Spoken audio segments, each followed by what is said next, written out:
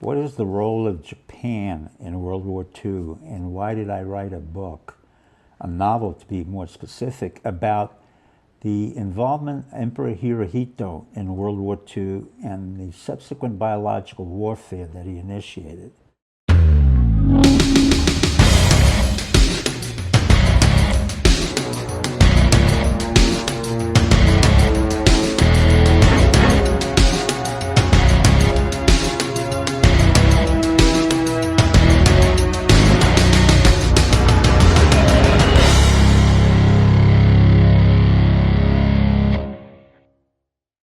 Many people have asked me, what is the role of Japan in World War II, and why did I write a book, a novel to be more specific, about the involvement of Emperor Hirohito in World War II and the subsequent biological warfare that he initiated.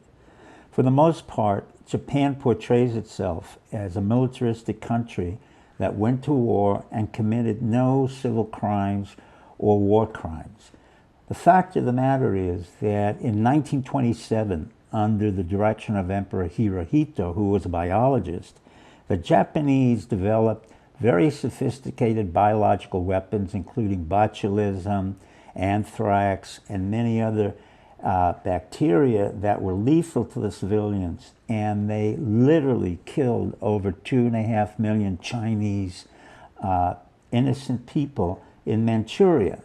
In 1927 to 1929, under the direction of Emperor Hirohito, Ran 711, that was the biological unit, went out and basically initiated an ethnic cleansing of the Chinese in northern China. And then eventually in 1938 and 39, they came before the war and during the war into Nanjing, where they had a contest. And the contest involved who could kill the most number of Chinese women and children in the town of Nanjing.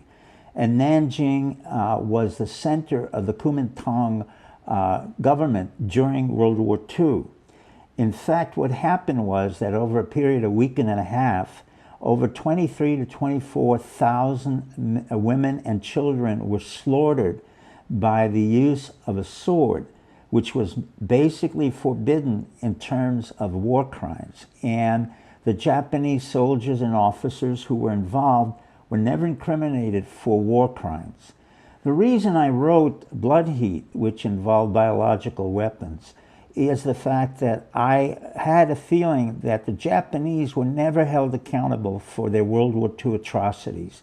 Unlike the Nazis, we didn't have a Nuremberg trial. And I asked myself, why was that the case? And what I had found out was that the American occupying army under MacArthur really didn't want to get rid of Emperor Hirohito or take him out. Under the advice of that, at that time, the OSS and anthropologists like Margaret Mead and Ruth Benedict, who described the chrysanthemum and the sword, in that description, they basically stated very clearly that Emperor Hirohito had to remain in power despite the war crimes he committed in order to sustain a viable post-World War II Japan. However, when I went to China a few years ago, what I saw was a reaffirmation of the Japanese slaughters both in Manchuria, or as they Japanese called it, Manchukuo, and in Nanjing. And there are pictures of Emperor Hirohito standing by the biological warfare unit 711. The Chinese have never asked for an indictment of the emperor, but they have repeatedly asked presently, and they will continue to ask, for an apology from the present emperor of Japan and the Japanese Prime Minister Abe to explain to the Japanese as well as the South Koreans why they committed the civilian war crimes, and were they in any way regretful or penitent.